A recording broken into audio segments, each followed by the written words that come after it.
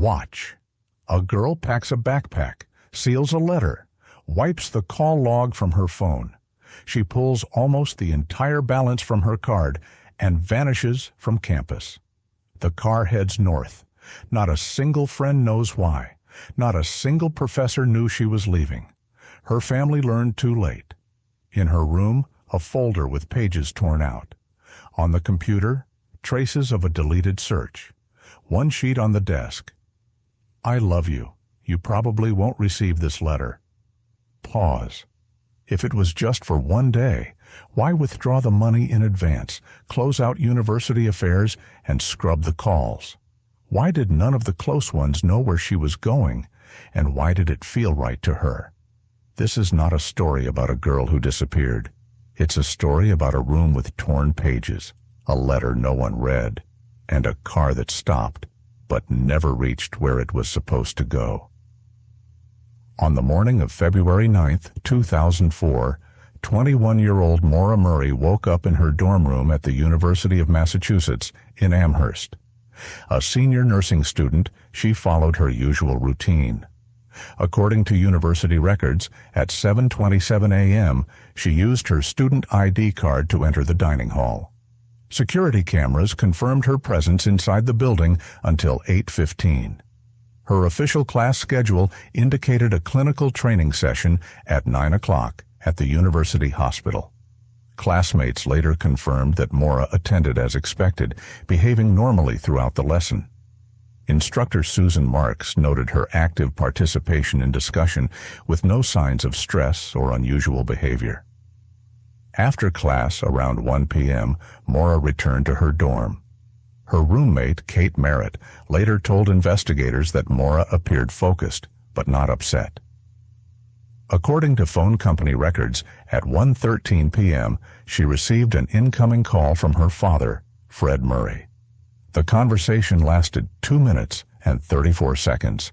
Phone logs reveal that between 1:20 and 2:45 p.m., Maura made a series of outgoing calls. The first was to the Stowe Mountain Lodge in Vermont. That call lasted 1 minute and 12 seconds. A hotel employee, James Henderson, later confirmed that a young woman inquired about weekend availability. No reservation was made. At 1:32, she placed another call to the Mountain View Grand Resort in New Hampshire.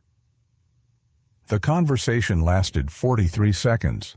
The hotel administrator could not provide further details, citing confidentiality policies. At 2:05 p.m., Maura dialed her boyfriend, Bill Rausch, a U.S. Army officer stationed at Fort Sill, Oklahoma. Their conversation lasted over 4 minutes. According to Rausch, they spoke about weekend plans. He recalled that Maura sounded a little shaken, but said he didn't think much of it at the time. The last recorded call took place at 2:37 p.m. It was made to a number belonging to the Doman Tutor Center of the University of Massachusetts. The call lasted 52 seconds. The purpose of the call could not be determined, as the staff member who answered was never identified. Around 3 o'clock, Maura left her dorm. Security cameras in the hallway captured her exit at 2:56. The footage shows her carrying a small bag, appearing focused on a phone conversation. Yet, an analysis of phone records revealed that there were no active calls on her number at that time. Her next confirmed location was the UMass Credit Union ATM at 3:20 p.m. Bank records show that she withdrew $280 from her account, almost the entire balance she had. Only $18.43 remained. The ATM camera captured the transaction. Maura appeared calm, carrying out the operation without any hurry. After leaving the bank, she went to Liquor Barn, a nearby liquor store just a few blocks from campus. The clerk, Michael Davidson, later identified Maura from a photograph and confirmed the purchase. He recalled that she presented her ID without any problem, looked sober and calm, and paid in cash. She kept conversation to a minimum. Between 4 o'clock and 4:30, Maura returned to her dorm. Her roommate noticed her come back, but did not pay attention to any items she brought with her. During this time, Maura spent about 20 minutes at her computer. According to internet traffic logs provided by the university IT department, she visited several websites. At 4:15, she searched the phrase, "Stowe, Vermont weather," on weather.com. The session lasted 3 minutes and 12 seconds. At 4:19, she went to MapQuest.com, where she looked up directions from Amherst to Stowe, Vermont. She spent 4 minutes and 27 seconds reviewing the route. The final recorded activity was at 4:23, when she accessed the Burlington Free Press, a Vermont-based newspaper. Around 5 o'clock, Maura received a call from her supervisor at her campus job.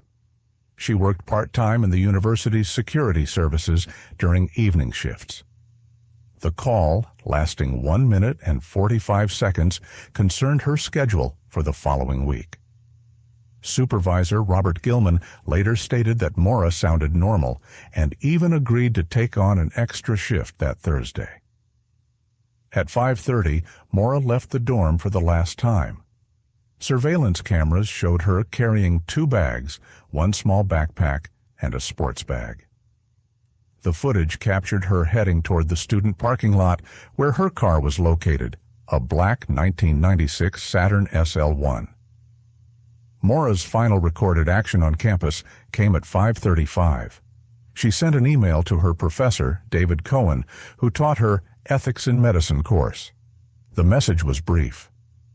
"Dear Professor Cohen, due to a sudden family tragedy, I will not be able to attend class this week. Please excuse my absence. Sincerely, Maura Murray." Similar emails were sent to 2 other professors at 5:37 and 5:39. Every message contained the same wording about a family tragedy. Investigators later confirmed that no such tragedy had occurred. At 5:45, university cameras captured Maura's car leaving campus through the south gate. The vehicle was seen headed toward Route 9, which connects to Interstate 91 North. That day, Maura's actions formed a troubling pattern, withdrawing nearly all of her money, purchasing a large quantity of alcohol, researching Vermont travel routes, and notifying her professors of a fabricated family emergency. The events suggested a carefully planned departure, yet her true motives remain a mystery to this day. A detailed investigation revealed that Maura Murray's decision to leave the university was not a spontaneous one.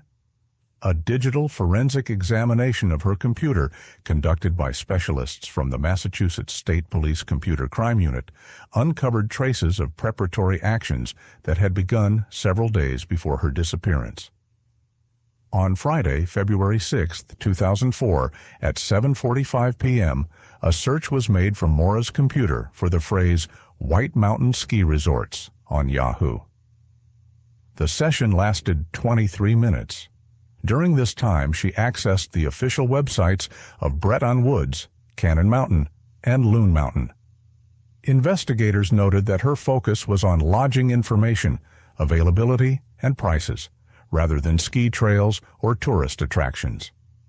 On Saturday, February 7th, her online activity was minimal. The only query, made at 2:32 p.m., concerned the weather forecast for northern New Hampshire. The session lasted 4 minutes and 15 seconds. On Sunday, February 8th, between 4:20 and 5:45 p.m., Maura had her most intensive recorded session. She browsed several hotel websites in the White Mountains area, including the Holiday Inn Express in North Conway, the Mount Washington Resort in Bretton Woods, and multiple small inns in Lincoln and North Woodstock.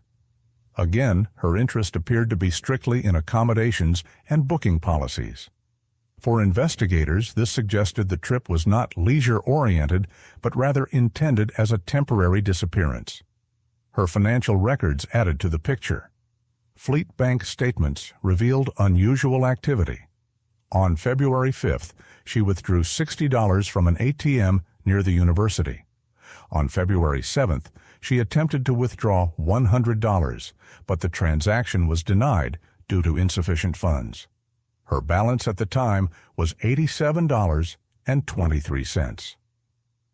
An examination of her work schedule at the campus security service exposed another detail. On February 6th, she asked her supervisor to rearrange her shifts for the following week. She specifically requested Monday through Wednesday off, citing the need to prepare for a major exam. Supervisor Robert Gilman approved the changes without suspicion. Her roommate, Kate Merritt, provided crucial testimony about Maura's state of mind in those last days. She recalled Maura spending long periods on her computer, distracted and withdrawn. Kate also mentioned phone calls after which Maura looked troubled. One such call came on Saturday night around 10:30 p.m. and lasted more than 20 minutes. Phone records from Verizon confirmed this. The call, lasting 22 minutes and 14 seconds, was from her boyfriend, Bill Rausch. Rausch later told investigators they had discussed Valentine's Day plans and her academic struggles. He admitted that Maura sounded upset. Her academic records partially supported this. At the time, she was struggling in two subjects, pharmacology and pathophysiology. Her grade point average stood at 2.7, below the minimum 3.0 required to keep her scholarship. Losing it would have caused serious financial difficulties. Recovered emails added further complexity. Digital analysts restored deleted correspondence from February 1st through 9th. On February 3rd, Maura received a notification from the university's financial aid office warning that her scholarship was at risk of suspension. She never replied. On February 5th, she exchanged emails with her pharmacology professor, Dr. Susan Harris, who offered extra tutoring to improve her grade. Maura accepted and scheduled a session for February 10th. This would become one of the last emails ever sent from her account. But most disturbing was a message received late on February 8th at 11:17 p.m. It came from an anonymous email service. The body contained only one chilling sentence. "You know what you need to do." Investigators traced it to a public computer at an internet cafe in Springfield, Massachusetts, but the sender could never be identified. The search of her dorm room, conducted the day after her disappearance, revealed yet more troubling details. Missing were several items: her winter clothing, including a ski jacket and thermal underwear, basic toiletries, prescription medication, and enough changes of clothes for several days. The evidence pointed not to an impulsive disappearance, but to a carefully planned departure. The deeper motive, however, remained elusive. Inside Maura Murray's dorm room, investigators discovered key pieces of evidence that painted a clearer picture of her final days on campus. In a trash bin, they found printed weather reports for New Hampshire and Vermont, covering the period from February 9th through 15th. The documents had been printed on February 8th at 8:45 p.m. in a dormitory computer lab. This indicated that Maura had been preparing carefully for her trip and anticipating cold conditions. Among her belongings, police found a notebook containing handwritten entries. One page, dated February 7th, carried a haunting line. "Sometimes the best way to solve a problem is to run away from it." A handwriting analysis later confirmed that the note was written by Maura herself. On another page, investigators uncovered a partially erased list of 7 items, written in pencil. Forensic recovery revealed at least 5: withdraw money, buy supplies, notify professor, fill up the car, and check the oil. The remaining 2 items could not be restored. Further clues emerged from her car, a black Saturn SL1, model year 1996. A technical examination conducted after the vehicle was found established that Maura had prepared it for a longer trip. The tank was full, the oil and washer fluid had been checked, and in the trunk investigators found an emergency kit containing jumper cables, a tow rope, and a roadside warning triangle. The odometer revealed another anomaly. Between February 6th and February 9th, the car had traveled an additional 47 miles beyond her routine drives between campus, her dormitory, and her campus security job. These miles did not correspond to her usual routes, leading investigators to suspect reconnaissance trips or preparatory drives. Witness statements from her peers added further weight. Jessica Henderson, who sat next to Maura in class on February 6th, reported that she seemed unusually distracted, checking her phone repeatedly. When the class broke for a recess, Maura left the room and never returned. Michael Thompson, a co-worker in campus security, recalled an unusual conversation on February 7th. Maura asked about emergency response procedures, specifically how long the university searched for missing students. Thompson admitted the question struck him as odd, but at the time, he thought nothing of it. Taken together, the evidence revealed a methodical pattern. Maura had been planning her disappearance step by step, searching for remote accommodations, clearing her schedule, preparing her car, assembling supplies, and even leaving behind notes that hinted at escape. Every action pointed toward a deliberate departure.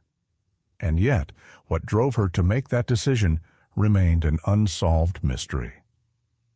Leaving the University of Massachusetts campus at 5:45 p.m., Maura Murray headed north along a route she had studied in advance. Data from EZ Pass toll stations and highway surveillance cameras allowed investigators to partially reconstruct her path in the first hours after her departure.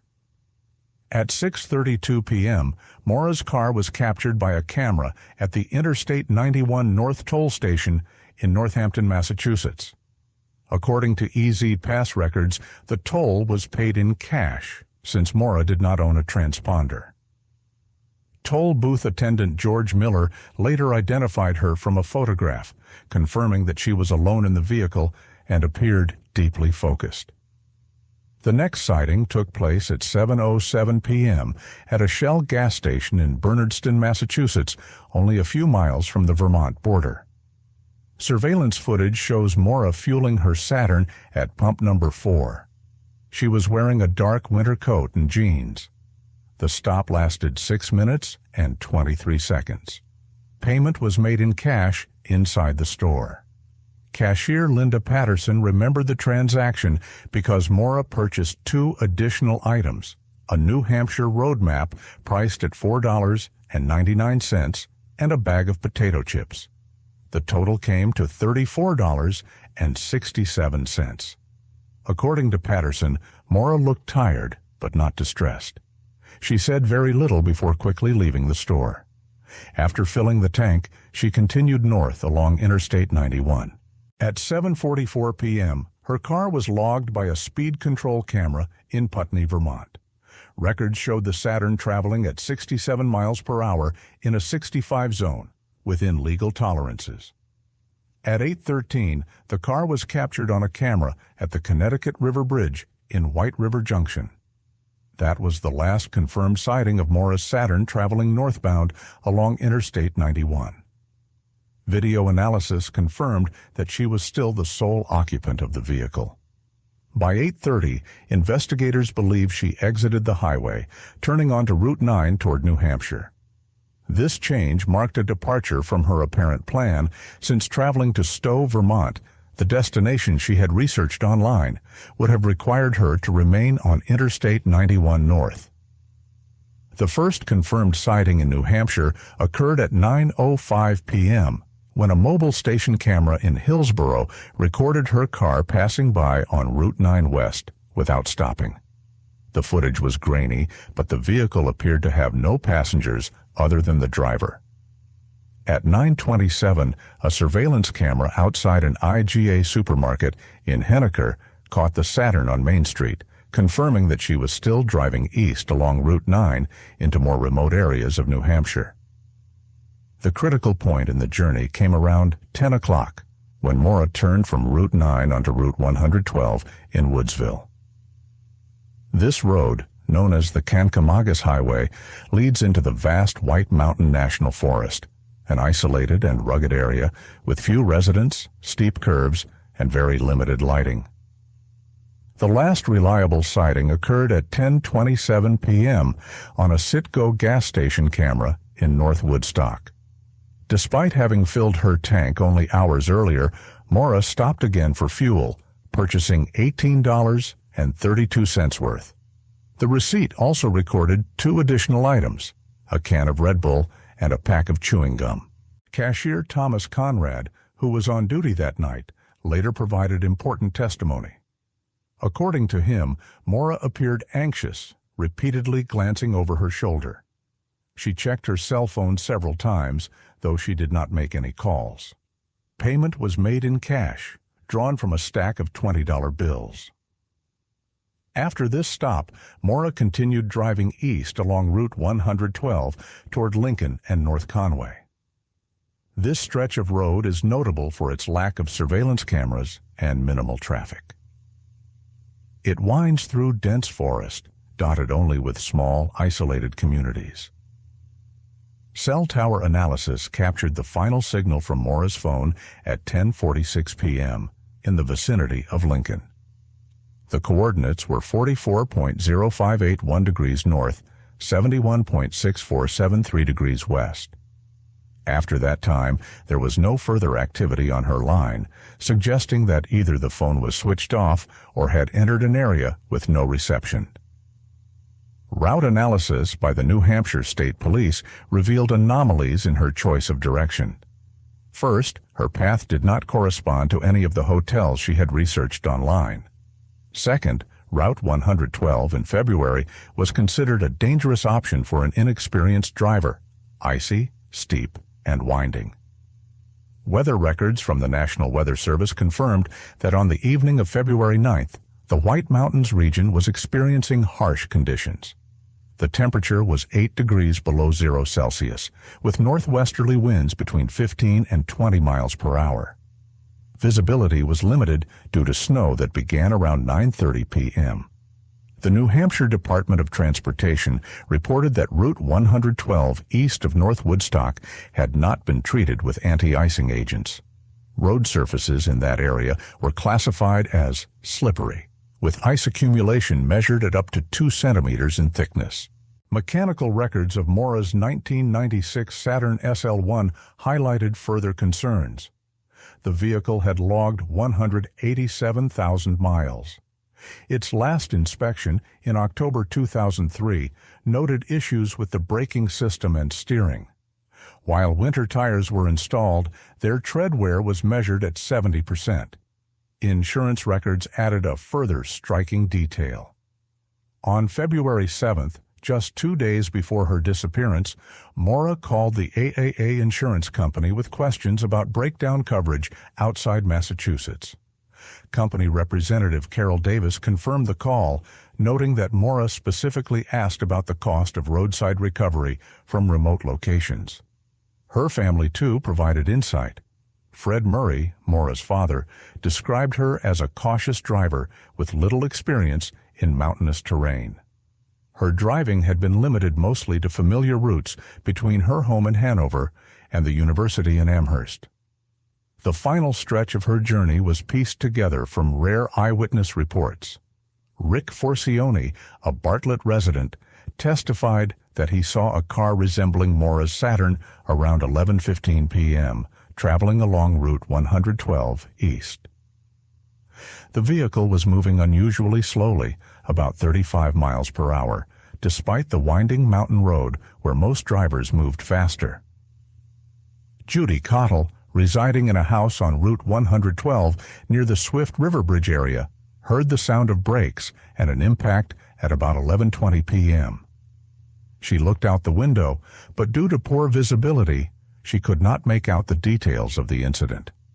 A few minutes later, she noticed the flashing lights of a vehicle. The last witness to see the car in motion was school bus driver Butch Atwood. He was driving along Route 112 at about 11:30 p.m. and noticed a Saturn parked at the roadside with its hazard lights on. According to him, a female figure was visible inside the vehicle, but details could not be distinguished because of the snowfall. Thus, Maura Murray's route was a journey of 140 miles from Amherst to a remote stretch of Route 112 in New Hampshire. The chosen direction did not correspond to the original plans of visiting Stowe, and the difficult weather conditions together with the technical state of the vehicle created the conditions for a traffic accident. The final hours of the trip took place in limited visibility on an unfamiliar mountain road, which ultimately led to the crash on Route 112. The traffic accident occurred on Route 112 East near the Wild Ammonoosuc River Bridge at approximately 7:27 p.m. local time on February 9, 2004. The crash site was located 4.7 miles east of North Woodstock in a sparsely populated area of Grafton County. The initial scene inspection was conducted by Officer Cecil Smith of the Haverhill Police Department, who arrived at 7:34 p.m. Inspection Report number 2004-021 contained the following main points. The black Saturn SL1 was positioned on the eastern roadside of Route 112, with its front end angled toward the woods at 45 degrees to the roadway. A technical examination of the vehicle showed characteristic damage consistent with a frontal collision against a fixed object. The front bumper was displaced, the right headlight was broken, and the hood was deformed, forming a crease along the center line. The radiator was punctured, and coolant had leaked out. The road surface evidence was analyzed by Sergeant John Monaghan, a traffic accident reconstruction specialist. The skid marks measured 32 feet in length, which, under icy conditions, corresponded to a speed of 35 to 40 miles per hour at the beginning of braking. The tire tracks indicated the driver attempted to straighten the vehicle but lost control on the slippery surface. The point of impact was determined by damage to a snowbank and a small birch tree with a diameter of 6 inches on the eastern side of the road. Analysis of headlight debris and plastic fragments showed the collision occurred at a speed of 25 to 30 miles per hour, suggesting that the driver had managed to significantly reduce speed before striking. Examination of the vehicle interior revealed key details. The airbag had deployed, evidenced by a powdery residue on the dashboard and steering wheel. The seat belt was fastened, with clear indications of sharp tension in the locking mechanism. On the driver's side of the windshield, a spiderweb-shaped crack measuring 4 by 6 inches was found. Personal belongings of Maura were discovered inside. A wallet with identification and cash, a pack of Marlboro Light cigarettes with a lighter, and on the back seat, a sports bag with clothing and textbooks, as well as a box of wine purchased that day. Forensic examination found no traces of blood in the vehicle interior, indicating the driver sustained no serious injuries. However, cloth fibers of dark blue color, consistent with the jacket reported to have been worn by Maura, were found on the deployed airbag. The condition of the vehicle after the crash was assessed as inoperable.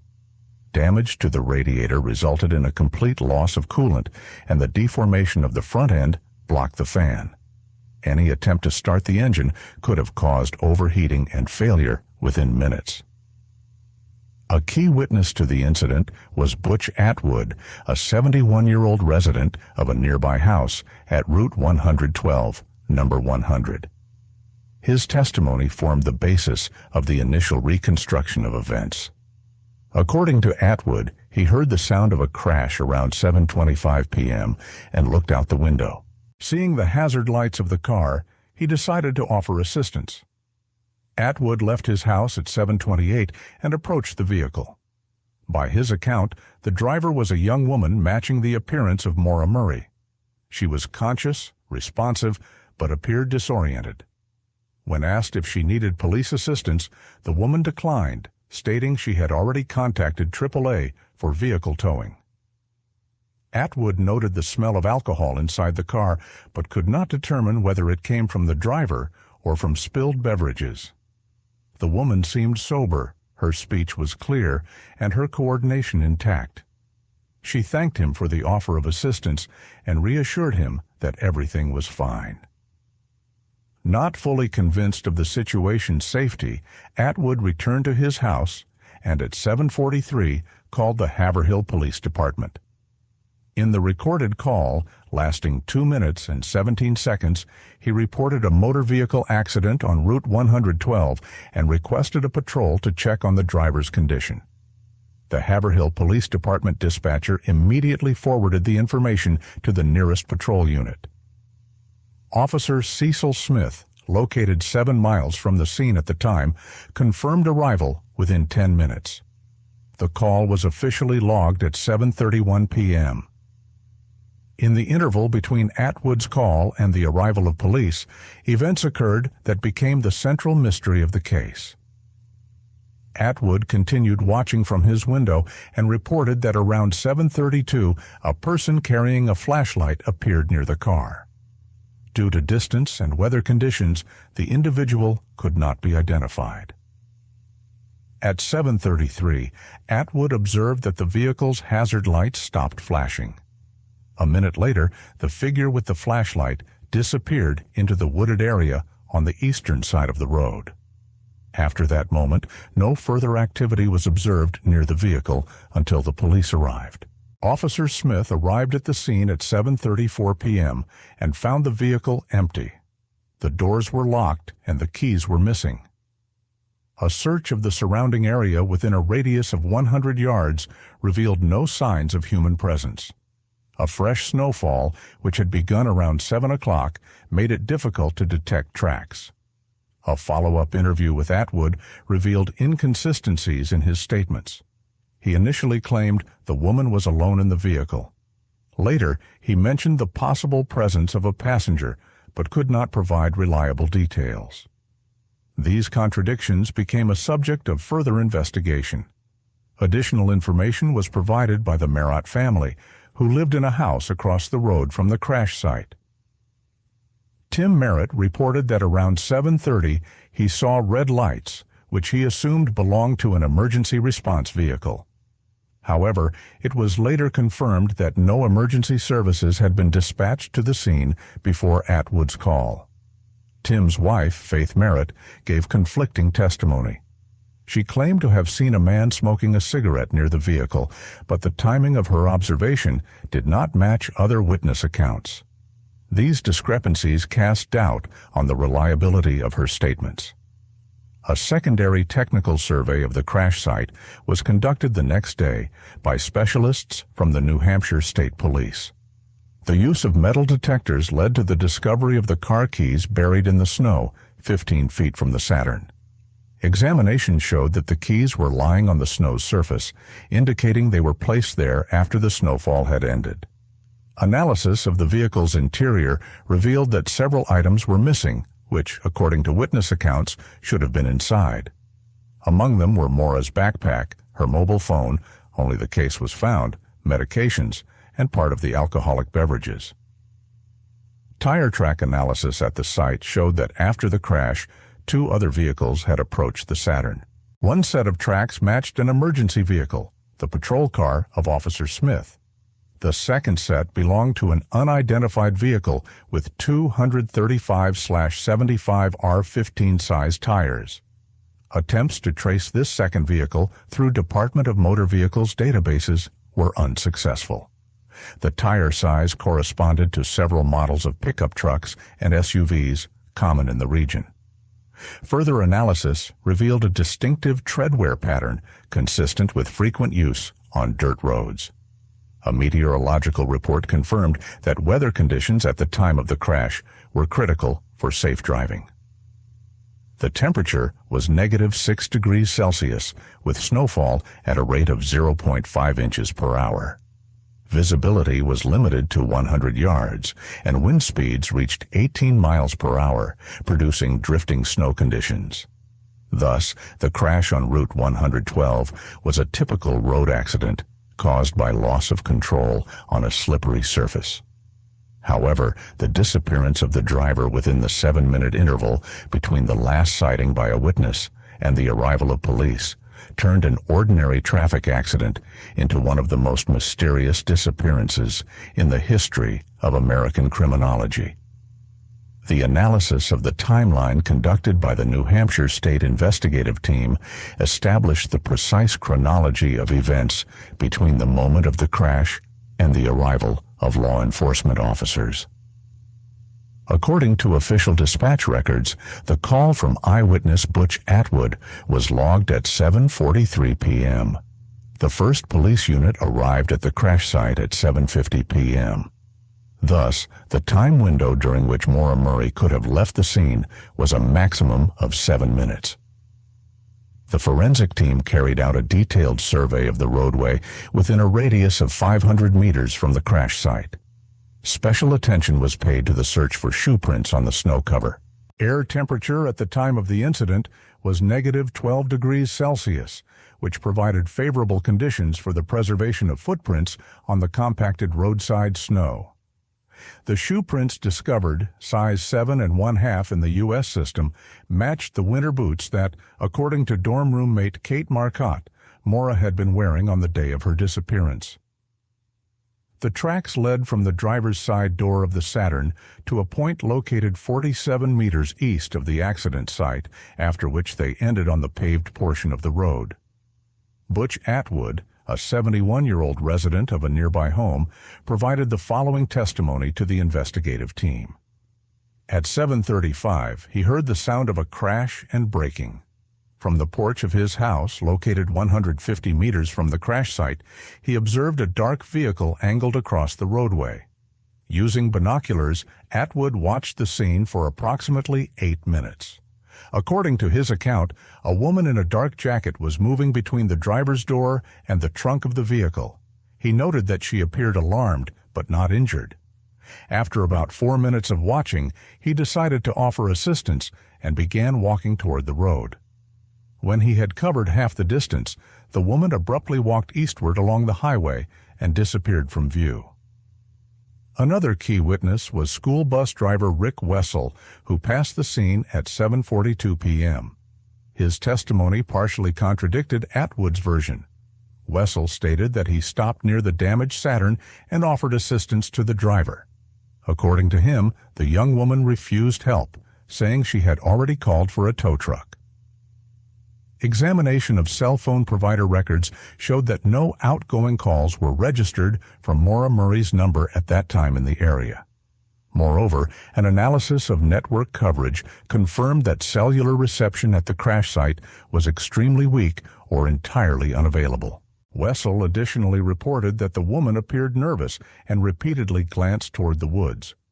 When he offered her a ride to the nearest settlement, she firmly refused. By his estimation, the conversation lasted no more than 2 minutes, after which he continued driving and, 300 meters down the road, encountered an approaching police cruiser. Comparison of witness statements with official records allowed the investigative team to establish the following timeline of events. 7:27 p.m. The traffic accident occurs. 7:35 p.m. Atwood hears the sound of the crash and steps onto his porch. 7:37 p.m. Atwood begins observing with binoculars.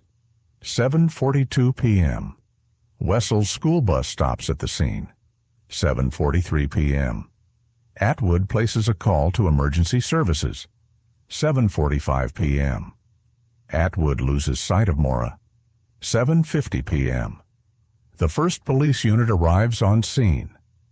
The investigative team conducted an experiment to determine the maximum distance Maura could have traveled within the available time frame. Taking into account temperature, road conditions, and the need to carry personal belongings, the average walking speed was estimated at 4 to 5 kilometers per hour. In 7 minutes, Maura could have moved no farther than 600 meters from the crash site. This radius included a section of Route 112, 2 forest paths, and 1 dirt road leading to an abandoned sawmill. Search teams with dogs examined all directions within 48 hours of the crash, but scent traces ended roughly 100 meters from the vehicle. The inspection of the Saturn's interior revealed several important details. On the passenger seat, there was an open 750 milliliter bottle of Franzia wine, with approximately 200 milliliters consumed. A breathalyzer test applied to the remaining liquid indicated an alcohol content of 12.5%. Inside the glove compartment, investigators found road maps of Vermont and New Hampshire with marked routes. Of particular interest was a map of the White Mountains region, which contained handwritten notes near several hiking trails. A handwriting expert confirmed the notes were made by Maura Murray. Additional information was provided by John Martin, a local resident returning from work at about 7:55 p.m. Driving past the crash site, he noticed the police vehicle and stopped to inquire. Sergeant Smith informed him about the missing driver. Martin recalled that approximately 15 minutes earlier, while 2 kilometers east on Route 112, he had seen a young woman walking along the roadside in the same direction. According to his description, she was wearing a dark jacket and carrying a shoulder bag. When Martin offered her a ride, she shook her head and continued on foot.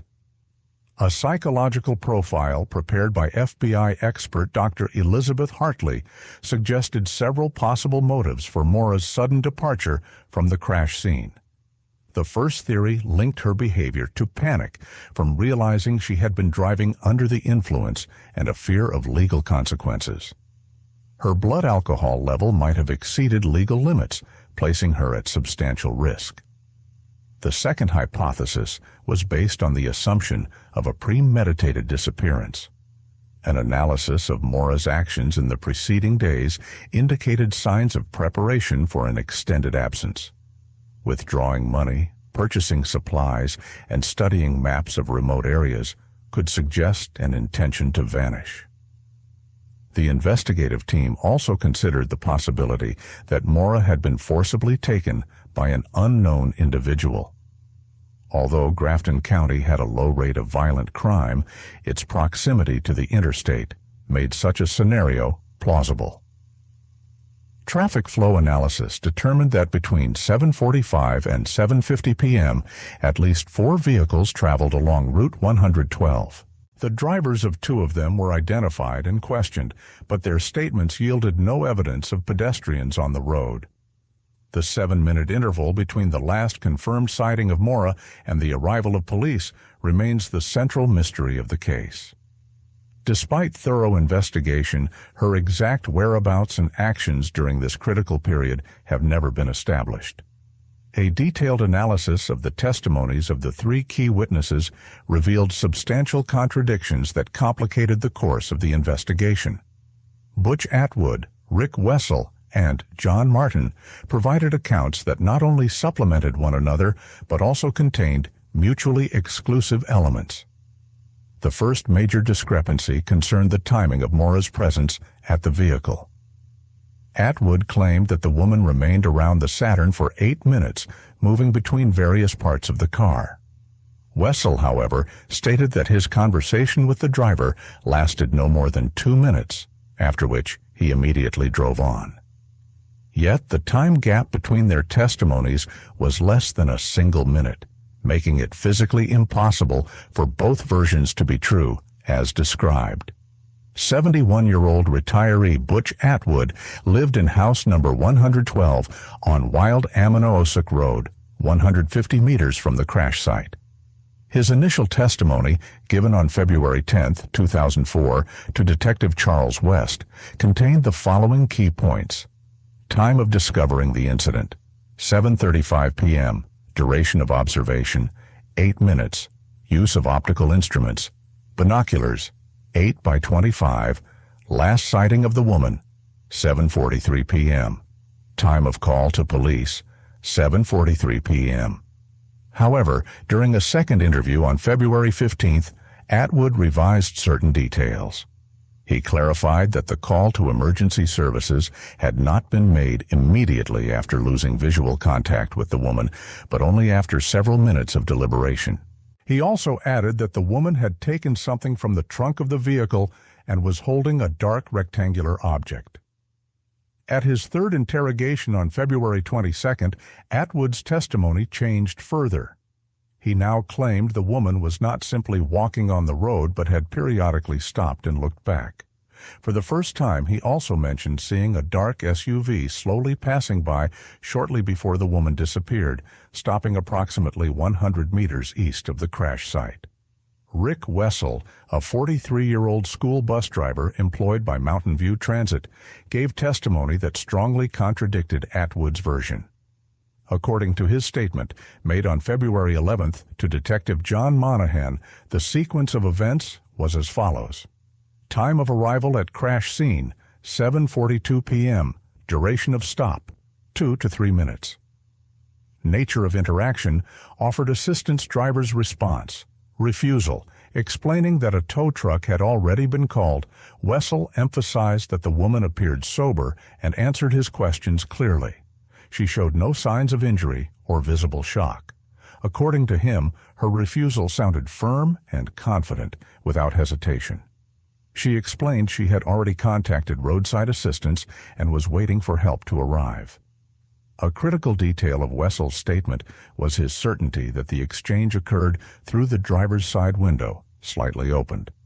The woman did not leave the vehicle at any point during their conversation. This directly contradicted Atwood's testimony, in which he maintained that the woman remained outside the car the entire time he observed her. John Martin, a 38-year-old mechanic returning from work, provided testimony that introduced yet another layer of complexity. His account included seeing a woman walking east along Route 112 at approximately 7:40 p.m., which further conflicted with both Atwood's and Wessel's versions. Martin described the woman as young, of average height, wearing a dark winter jacket. She carried a medium-sized duffel bag slung over her shoulder. When Martin slowed down and offered a ride, the woman shook her head no without stopping. Investigators paid particular attention to Martin's assertion that the woman walked with a confident stride, showing no signs of haste or panic. She did not look back and did not display the behavior of someone leaving an accident scene under stress. The investigative team conducted a detailed analysis of the time frames provided by the witnesses using dispatch logs, cellular provider data, and statements from other motorists. The established chronology showed that Atwood's and Wessel's accounts could not both be accurate. If Wessel indeed spoke with the woman at 7:42 p.m., Atwood could not have observed her at the vehicle until 7:43. Moreover, analysis of the school bus route indicated Wessel should have been at the location 3 to 4 minutes earlier than stated. By decision of the investigative team, all 3 primary witnesses underwent polygraph testing administered by certified expert David Ramsey of the New Hampshire State Forensic Laboratory. Polygraph results for Butch Atwood showed no signs of deliberate deception on the core questions concerning timing and the fact of his observation. However, the instrument detected physiological reactions to questions about additional details that Atwood introduced in later statements. Rick Wessel's examination proceeded without significant deviations. The polygraph did not indicate signs of intentional distortion of facts.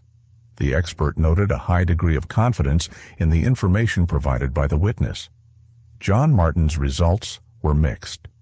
On questions about the time and place of his observation, the polygraph showed normal reactions. However, questions regarding the woman's appearance and behavior elicited a physiological response that could indicate either inaccuracies in memory or emotional tension. The investigative team considered possible reasons for contradictions in the witnesses' accounts. A psychological assessment conducted by Dr. Sarah Connolly identified several factors that could have influenced recall accuracy. Butch Atwood's age and his use of optical instruments may have distorted his perception of details and time frames. In addition, heightened media attention to the case may have unintentionally encouraged the addition of new details in subsequent statements. Rick Wessel's professional role, bound to a strict schedule, could have provided more precise time anchoring of events. However, the brevity of his contact with the presumed victim may have limited the amount of reliable observation. John Martin's account was considered potentially the most objective, as he had no direct interaction with the crash scene and was unaware of the incident at the moment he observed the woman on the road.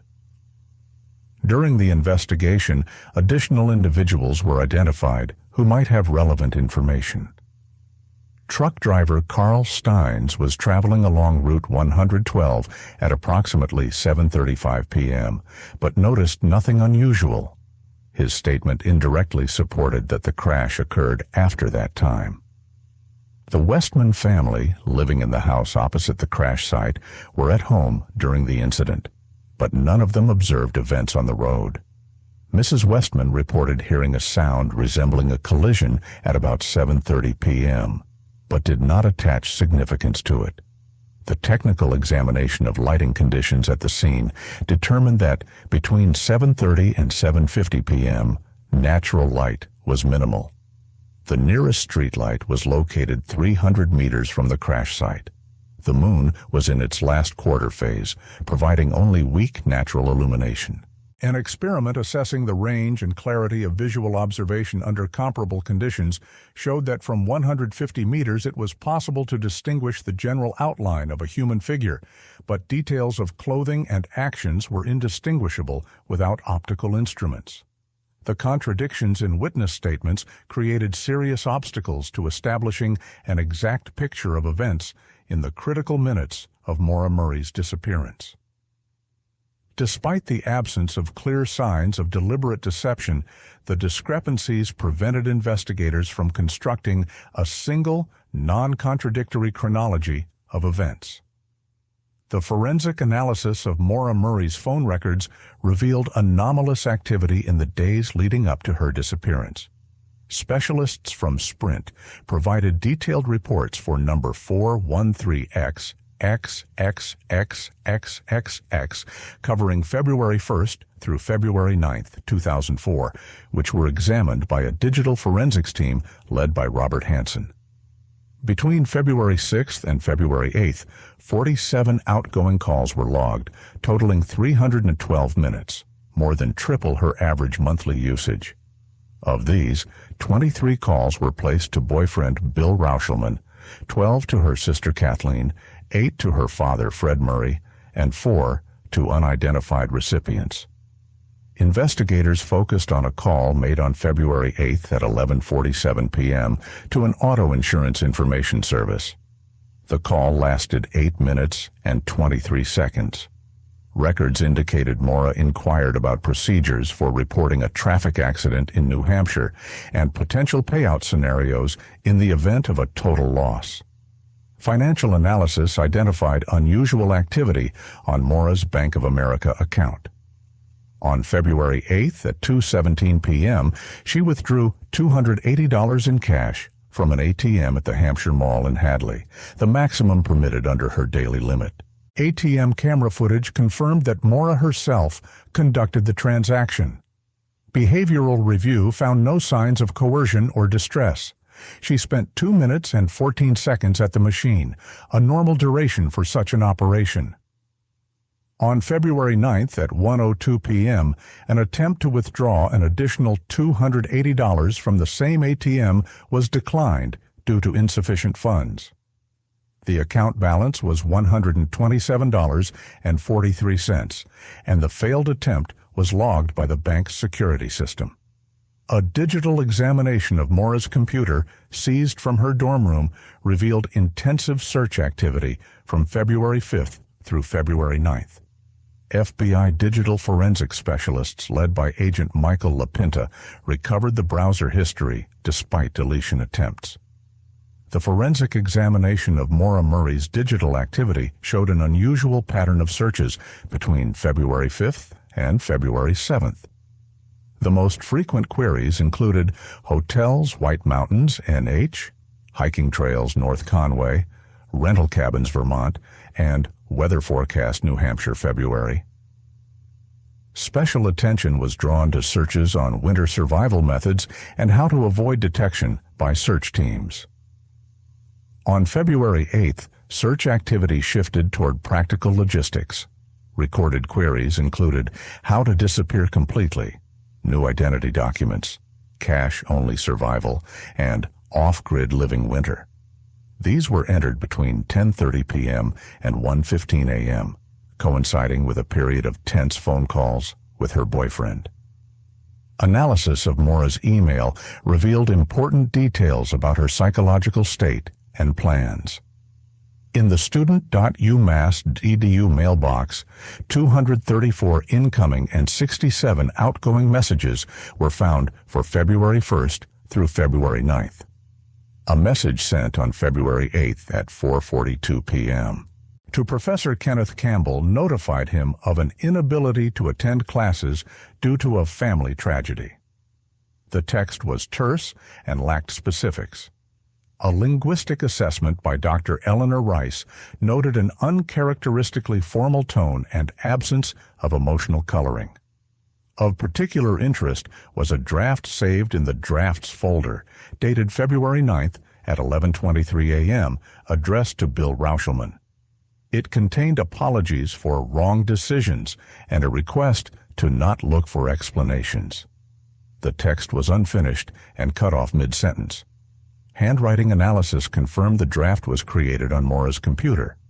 Examination of the Saturn revealed a portable Garmin eTrex Vista GPS unit that was not seized at the scene.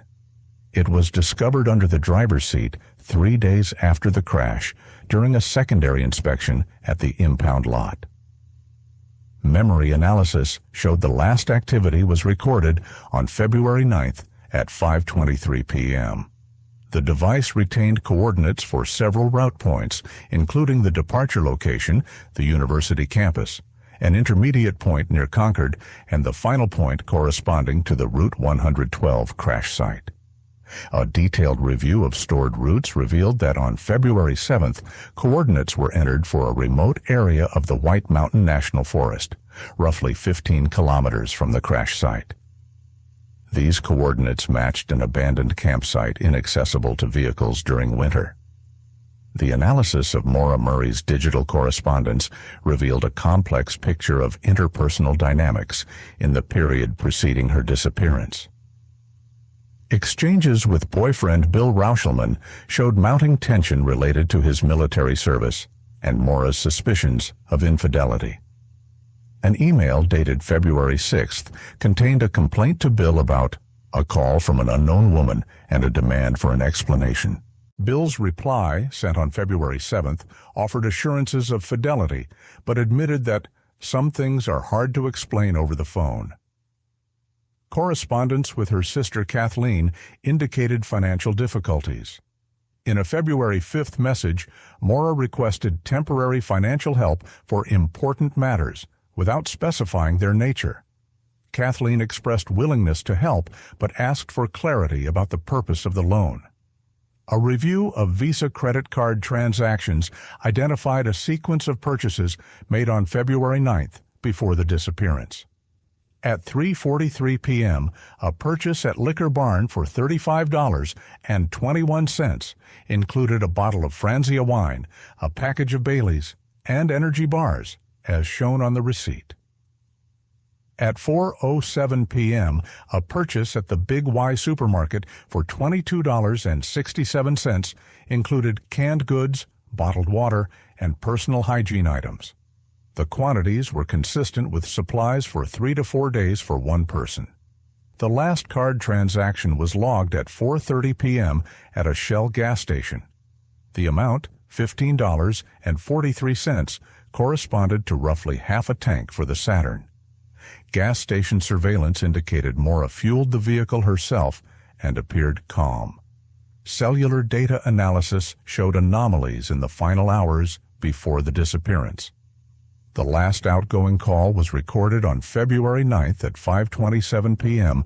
to the AAA information line for roadside assistance, lasting 4 minutes and 12 seconds. The call recording indicated Maura inquired about the cost of towing a vehicle in the event of a breakdown in a remote area of New Hampshire, asked about paying in cash, and the expected nighttime arrival time for a tow truck. After 5:27 p.m., Maura's phone ceased registering on carrier networks.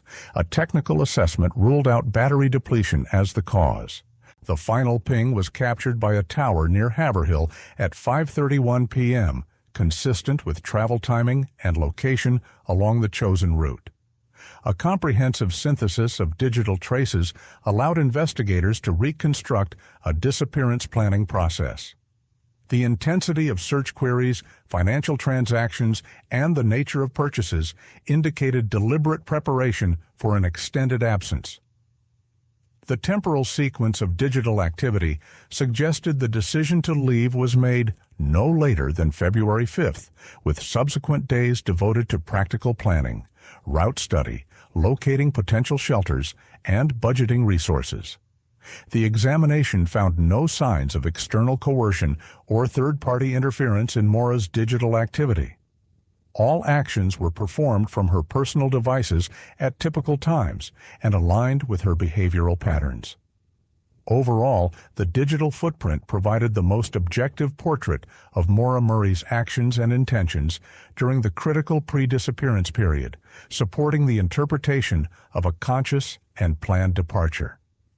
By March 2004, the New Hampshire investigative team led by Detective Scarpanetto had developed 4 principal theories of Maura Murray's disappearance, each examined in depth with subject matter experts. Behavioral analysis of Maura's patterns from February 5th to February 9th indicated signs of planning for an extended absence, withdrawing the maximum cash from her bank account, purchasing alcohol in quantities exceeding personal consumption, and providing professors with false explanations about a family tragedy.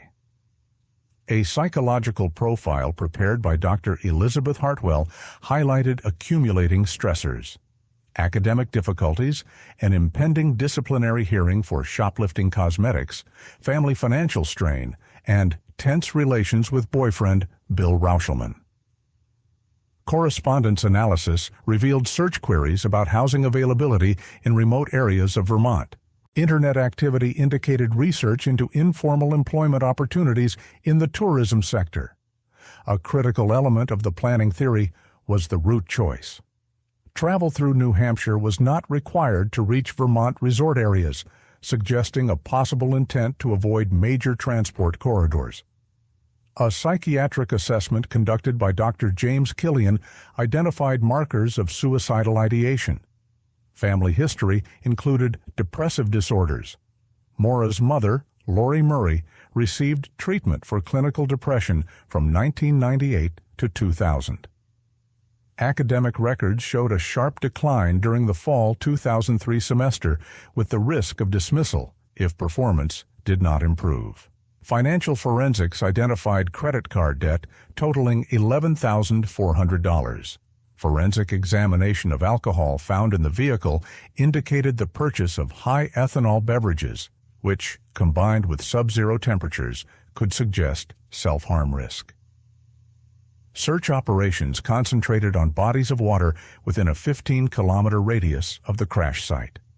Survival experts estimated maximum survival time without specialized gear at -18 degrees Celsius to be 3 to 4 hours.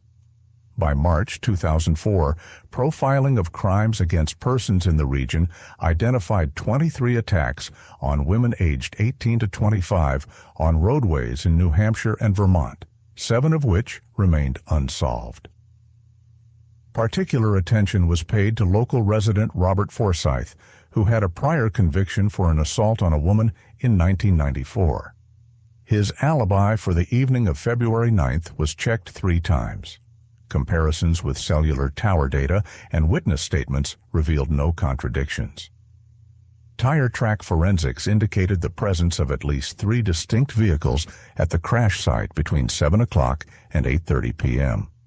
One vehicle bore a non-standard tread pattern characteristic of SUVs. A crime lab examination found microscopic traces of red paint on the rear bumper of Maura's vehicle that did not match the Saturn's color. Spectral analysis matched formulations used by Ford on models produced from 1995 to 2001. Medical assessment concluded Maura could have sustained a mild concussion in the collision, with symptoms potentially including disorientation and impaired coordination. Weather analysis showed a sharp temperature drop after 9 p.m. with visibility under 100 meters due to snowfall. Survival experts noted a high risk of hypothermia and frostbite when walking without specialized clothing. Topographic analysis identified 47 natural shelters within a 5-kilometer radius of the crash site: caves, rock crevices, and abandoned structures. Search teams examined 31 of these with canine units. One hypothesis held that Maura might have taken refuge in a natural shelter, lost consciousness due to injury or cold, and remained undetected by search teams because of the severe conditions during the first days of the search. Within 1 year of the disappearance, the investigative team possessed a set of physical clues that lacked definitive interpretation, each re-examined using newer technological methods. In October 2004, Citizens Bank detected an attempted unauthorized use of Maura's bank card at an ATM in Rochester, New York. Surveillance footage captured a hooded woman whose anthropometric features partially matched Maura's. Image analysis by an FBI laboratory could not make a conclusive identification due to insufficient video quality for facial recognition. The withdrawal attempt was blocked after an incorrect PIN entry. Detectives established that the card was inside Maura's wallet at the time of the crash, implying either theft of personal effects from the scene or that Maura retained access to her funds. State crime lab testing identified biological material on the vehicle's steering wheel not belonging to Maura or her family members. DNA analysis indicated a male of European ancestry, approximately 25 to 45 years old. Comparison against the CODIS database produced no matches, and DNA samples from all persons with access to the vehicle between January and February 2004 also failed to match the recovered material. Notably, the material's location corresponded to hand placement consistent with a driver standing approximately 175 to 180 centimeters tall. Maura's height was approximately 165 centimeters. Technical review by Sprint identified an anomaly in Maura's phone behavior between 7:27 and 7:35 p.m. on February 9th. The device intermittently connected to a cell tower 25 kilometers from the crash site. This conflicted with physical movement constraints, as the vehicle was documented at the crash location at 7:27, making such a distance unattainable in 8 minutes. Equipment malfunction was ruled out, and no similar signals were recorded from other subscribers during the period. Specialists were unable to provide a technical explanation. Bank records also showed a cash withdrawal in Hanover on February 7th of $280, confirmed by ATM video as performed by Maura. The GPS tracker installed by the insurance company after a prior accident recorded the vehicle's location on the university campus at the time of the Hanover ATM withdrawal. The distance between the ATM and campus was 12 kilometers, and the data were corroborated by cell tower connections, ruling out a technical error and confirming that Maura could not have been in two places at once. In May 2004, a hiker discovered women's New Balance sneakers, size 37, 18 kilometers from the crash site, with a slip of paper bearing partially legible text inside the right shoe. Forensic analysis matched outsole wear patterns to photographs of Maura's footwear, but DNA testing found no biological traces. The shoes had been thoroughly cleaned with chemical agents. Handwriting examination of the note showed it did not match Maura's script. The text contained geographic coordinates pointing to an area 200 kilometers from the discovery site and the date, 15.03.04, 1 month after the disappearance. February 15, 2005, exactly 1 year after Maura Murray's disappearance, the New Hampshire investigative team released a final report. The document, 847 pages in length, presented a detailed analysis of all collected evidence and expert conclusions. Detective Lieutenant John Scarpanetto noted in his conclusion, The investigation into the disappearance of Maura Elizabeth Murray is one of the most thoroughly documented cases in the department's history. Despite employing every available forensic method and consulting leading national experts, it is not possible to determine the exact circumstances of her disappearance. The official investigative stance classified the case as a voluntary departure from residence under undetermined circumstances. This phrasing avoided a presumption of death in the absence of a body and direct evidence of criminal involvement. Total investigative expenditures amounted to $1,247,000. Search operations engaged 847 personnel, including professional rescuers, volunteers, and K-9 specialists. An area of 2,340 square kilometers was canvassed. The team conducted 312 interviews, including repeat examinations of key witnesses. 89 physical exhibits underwent testing. Laboratory work encompassed DNA analysis, fingerprinting, handwriting examination, spectral materials analysis, and psychological profiling. The final report listed 23 unresolved questions, including the origin of unidentified DNA found in the vehicle, an explanation for anomalous cell phone signals, and interpretation of the discovered shoes with coordinate notations. Particular emphasis was placed on the conflict between eyewitness accounts and technical data. The 7-minute interval between the crash and the arrival of the first responders remained critical to understanding what occurred. According to department procedure, missing persons cases are moved to cold status after 12 months of active investigation if no new substantial evidence emerges. Maura Murray's case was granted a special priority archival designation requiring mandatory review of any new information. Detective Monahan was assigned to monitor the case, with the Murray family to be informed of any new developments. The case database remained open for interagency information sharing. The case prompted changes to New Hampshire protocols for disappearance investigations, introducing mandatory immediate notification of all services when a traffic crash is followed by a driver's disappearance. An interagency task force was created to monitor banking activity and mobile signals during the first 72 hours after a disappearance report, with direct real-time data channels established with cellular providers. The case received wide national media coverage and became the subject of documentaries.